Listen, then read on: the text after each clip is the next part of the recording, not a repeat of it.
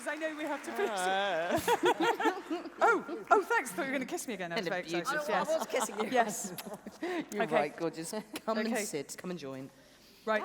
Is this questions? Yes, questions. I'll start with Caitlin while Kate gets seated. This is...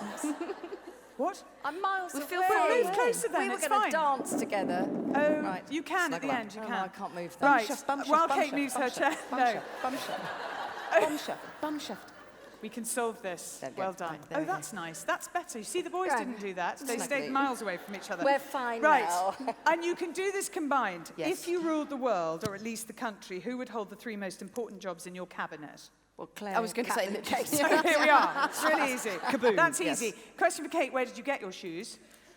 Oh, they're office. Just office.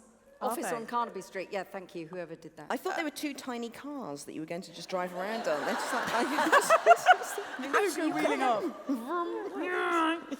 Question for both of you. What is the book you keep revisiting and why? for me, Adrian Mole, I think it's just one of the greatest books of all time ever. Because when I first read it, sorry. Amazing. I thought you were channeling fat girls. And there I give away everything that I ripped off in the last 10 years. When I first read it, I was 11, and so Adrian seemed incredibly clever, exotic, and sophisticated to me. It was kind of like, he owns a bicycle. He's got a friend who's pierced his ear. This is incredible. What an exotic life Adrian lives. And then I reread it recently as a 39-year-old mother and realised his mother's an incredible character. She's off at Greenham Common. She's off having an affair. She's incredibly funny. She says one of my favourite things ever. She just goes, Adrian's trying to tell her about a dream he had about Selena Scott. And she goes, Adrian, let me stop you there. There's only one thing more boring than other people's dreams, and that's other people's problems. And that's something that I have repeatedly quoted at many people. What's the book that you revisit? Oh, no, we did that earlier. Oh, we did? Yeah, we did that. Wuthering Heights. Wuthering Heights. Yes.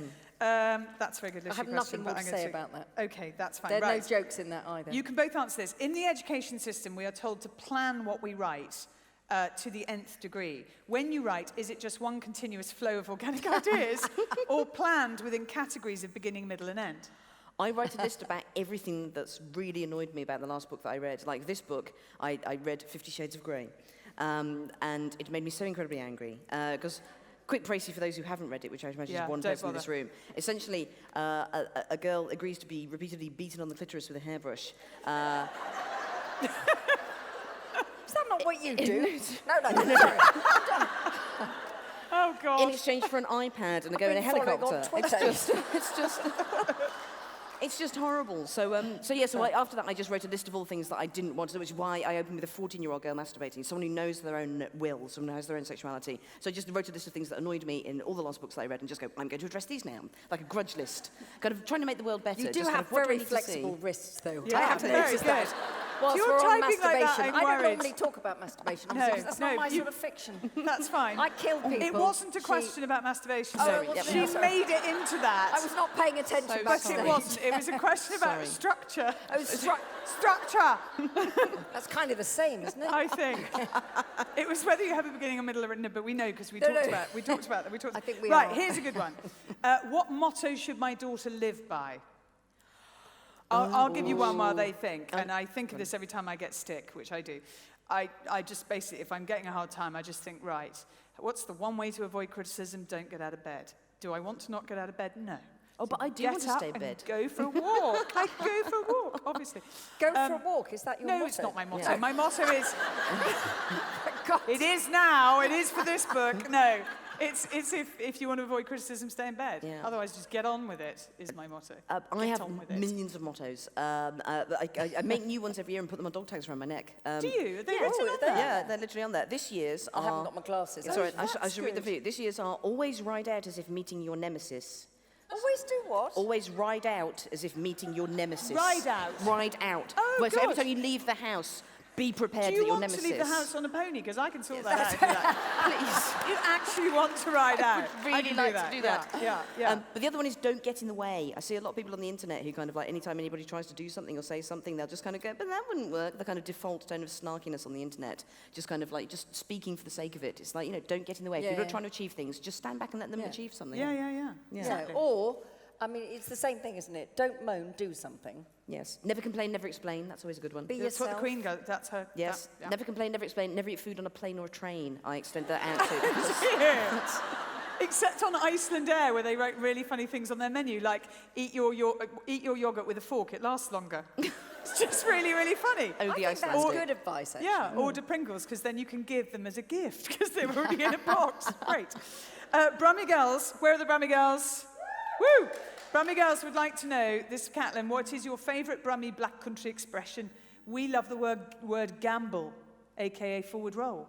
Oh, yes, yes. Well, I mean, the phrase, to be fair, said in the middle of that sentence, you go, to be fair, you're about to say something that's very unfair. That's at the start of a massive rude, slag. You know, to presumably. be fair, Yeah. but I really hate you. fair. Yeah, that is, I think that's my favourite one. That covers everything. It warns you you're about to be viciously attacked, probably by a loved one. Is that right? Yes, very much It's not so. like that in Chichester. Isn't Not it? at all, no. Are there Chichester expressions? No, Chichester expressions are, nothing like you might do. What? Exactly. So that's exactly the point, that in Chichester, if anybody wants to say anything rude, they mumble. So you can't hear what they're saying. So it's, it is the version of to be cryptic. fair. Very But it's like, passive. well, I don't know. That's brilliant. It's very good. Passag. And so you're not rude, but actually you've, a dagger to the heart. That really works. Oh. This, I'm mumbling this at is you slightly, now. this is slightly strange, but I'm assuming it's inspired by partly me talking about animals and partly the taxidermist's daughter. It's for both of you. If you could be any animal, what would you be? Well, I've obviously established that I'm very fond of guinea pigs. Yes. You'd be a guinea pig. I'd You'd be be a a guinea pussy. pig. There we are. Based on what you've already said. Childhood books, so we've done that. Oh, no, right. are There terrible is the question. questions. No, they're good questions. Don't offend our audience. Kate, you did so well. Give her a couple of drinks. know, Now no. she's You should have mumbled dangerous. that if you thought No, it. no, You should what I'm thinking is... Stay in the head. Yes. Don't think. Or don't say it. There is a question here about overcoming writer's block, and I slightly get the sense neither of you have ever had it, but David Nichols last night talked about a software thing that he downloaded because he had big problems between One Day and Us, and basically chucked away about 35,000 words a copy, which is why I told him to think about structure. Anyway, he got this software thing called Write or Die. And this is what it did. So you'd set a certain time on it or a certain amount of words. And if you hadn't been writing constantly for 90 minutes, if that was your time, or you hadn't reached your word count of 2,000 words, it would start deleting what you'd written. Oh my God. How terrifying is that? Oh, that made me feel sick to my I stomach. thought he was going to say it would give you an electric shock, and I thought that's okay. Yeah. But deleting what you've written. That's horrific. That So is then he was mad. just writing, anything And now and she's got the everything. flexible wrist now as well. Everything. That's horrible. No, I've never had writer's block. I had writer's block once for 9 hours. I found it quite unpleasant, but I mean... 9 it's- hours? Yeah. Why were Yeah. you asleep? It was because I was writing a feature about, I'd already written a feature about, so I was basically trying to write the same feature twice. But other than that, no, it is writer's diarrhea. I'm quite Yes. chatty. It's never been a And problem. actually, we both wrote columns. Well, you wrote obviously a lot of columns. I started writing sports columns in my little way for Sporting Life, Racing Post, and then a bit in the Observer and the Evening Standard. And you have to file. You have to Yeah. file your copy. yeah, You've got to file on deadline. And if you haven't got anything to write, you better think of it quick. Yeah, no, but that's the great thing about writing, just kind of like, having a massive deadline. Yeah. This is the one thing that will make you, you just sit down. The thing about writing, the writing is easy. It's first of all, the living it first that's painful. You have to go out there and make all those mistakes before you've got anything to write about. And secondly, it's the sitting on a chair. Those are the two bits. The actual writing is easy, but the sitting and the, going out there and screwing Michael up your life for 10 Walpurgo years. sits on a bed. Does He has Michael Walpurgo has a setup. He has a lovely writer's house that he built, and he writes longhand in pencil, and he saw a picture when he was young of Robert Louis Stevenson, I think, Yeah. and he saw him sitting on a bed, so he sits on a bed with cushions behind him, and he writes like that. Oh, that sounds nice. And some people write standing up, and they have... Yeah, they do look mad. But I've seen that's those. if they. Yeah, no. But that's if they write longhand, and if you write Well, on to a be fair, I keypad, did you have choose. to I sit. did choose this job because it mainly involves sitting down. I was kind of Right. like, it's a job that involves no heavy lifting. You never get wet. Yes. You're never out in the elements, and you do sit down a lot. But the other key thing to remember as well, that like kind of writing is, I mean, even if you only write a diary or a journal, you just send out tweets or blogs or whatever, it's a really great way of staying sane, because at the point where you realise that life divides into two categories, which is one, amazing things, and secondly, terrible things, which will later make amazing anecdotes, then suddenly every time anything awful happens in your life, it's like, this is fine, it's a future anecdote. I kind of, I'll just simply live through this experience because it makes a future anecdote. It will make great writing. The great line from Nora Ephron, everything is copy. Yes. And it is. But it's also that thing, being a writer, that everybody else who's got a job goes to work every day. They don't go, do you know what, I don't feel like it. Yes, So I always think so that, if I'm sitting there thinking, this is really, really, to quote you, shit. I love Go, it. Kate! I know, I'm trying to join in. I feel, slightly supernumeried here, and I am trying to join in. But it's that same, you just keep going. You don't think, okay, I can't write a book and I'm not going to do it for the next 8 months. You just go, I'll just keep going and see what comes out the other side. You do occasionally play on the internet, though. You do that occasionally. Yes. And I'd reward myself with packets of Maltesers because they're the lighter way to eat chocolate. They don't count. They never have No, counted. they don't count. No. They don't count. Alice didn't realise quite how many packets of Maltesers I had out there. I thought we just had one packet, not like a multi-pack. No, a multi-pack. Will you ever write a series of children's books, Kate? No. Okay. Will you, Caitlin? Yes. Yes. Very much so, yes. Good. I will too. I know, but you see, that's very interesting. And the reason I won't is not, well, one, because I have no skill for that. But secondly, I do think there's this thing about women, and I don't know many men who write novels and they're then asked if they're going to write for children. Right. And a lot of women are asked that. And it's not that I don't think writing for children is not brilliant, and I don't have a particular skill for it, but I think it's quite interesting that if you write adventure stories, which I do, the question is, what about the children?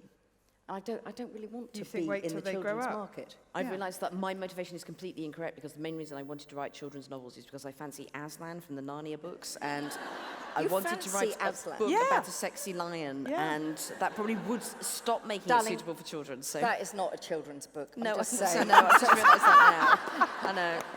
I know. Yes. I can do a top 10 of talking animals from books that I fancy. Number 1, Aslan.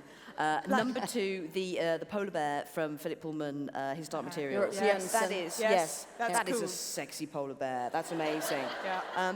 Do fawns count as talking animals? Because Mr. Tumnus would go at number 3. He'd definitely get it. Centaurs are lovely. That's a husband you can ride. That's kind of who doesn't want that?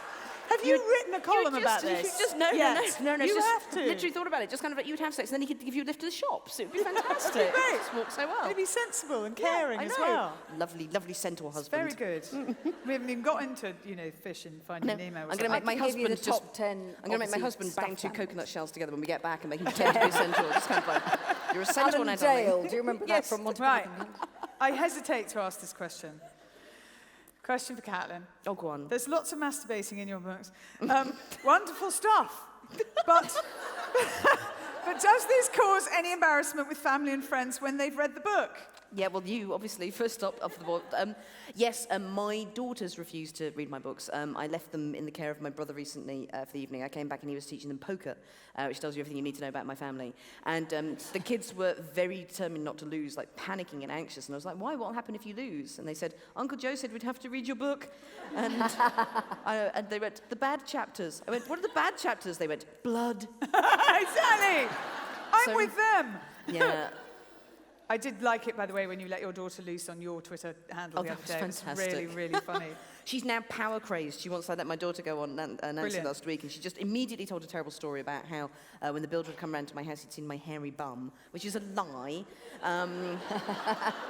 It's true. And just has become power crazy now. Wants to go back. I took her off the Twitter after an hour, and she went, "My people want me." I was like, "You are going to bed." She's 11. 11. Well, then she's ready. She's ready, And finally, because we have to finish at 9:30, and I know I've just gone over, what advice do you give for mothers of teenage girls? And then in capitals, help! You can both do this. I can't contribute to this. Just remind them that 4G Wi-Fi is not a right. It's not a human right. Like most teenagers, when you go on holiday, standing on the beach, going, "It's dropped to 3 bars." It's kind of like. I suppose. I mean, God, there's a million things that I could say, but the key one is just remind your daughters that they are in the process of building themselves. So give them the tools to do that. Kind of like, just give them more. That was what you were telling me before. But I cannot be what I cannot see. So show them as many different female role models as possible, so they can choose who they're going to copy for a while. Kate? And they're not teenage girls or teenage boys. They're just people finding their way. So I think that's the thing, that there's so much dividing into two camps now, which wasn't, you know, when I was growing up, it wasn't quite like that. So it's just that thing that they don't always have to be thinking of themselves as girls or boys or whatever. All the things that link us together are much more significant than all the things that divide us. So that's the thing that I think has changed a bit. And just be yourself. Doesn't matter. Just be yourself and be proud of who you are. Or if you don't like yourself, create a new be someone else. That's what I tell Create you. a new self. Be That's Joanna what- or Dolly. Yes. Which obviously- I would say, look at your body as something that can do things for you, not just what it looks like. It can go out and do things. Yes. And that's why sport for girls in schools is really important. Yes. Anyway, Well, yeah, no, the other thing, the three pieces of advice I give to all teenage girls, the three hobbies you need are this: long country walks, masturbation, and the revolution. With those three, you'll be fine. And I would add, obviously, serial killing in there. yes, You know, and obviously. murder, The because other that, thing you know, that I is think that's hugely healthy important too. for teenagers, for children, for adults, for all of us, is to be able to escape into a different world. And when you escape into worlds that are written by brilliant, brilliant writers, then you will find that you will have a jolly good time doing it. I highly recommend How to Build a Girl and The Taxidermist's Daughter. Just don't read this one late at night. I made that mistake. That one, skip But the that first one couple late of at night, chapters. by the It's sound of fine, things. it's fine. It's fine. But if you, obviously as well, you can read the other one that I wrote too. Yeah, hold it Anyway, up. We'll hold this. a massive thank you to Kate and to Caitlin for coming here tonight, and to all of you for buying tickets. So thank you so much. Oh, thank you. Pivotal year for us, but for those people living then, it was the world as they knew it. But it would be the most fun. You're going to have the most fun because you're creating the future. There's nothing more fabulous than that.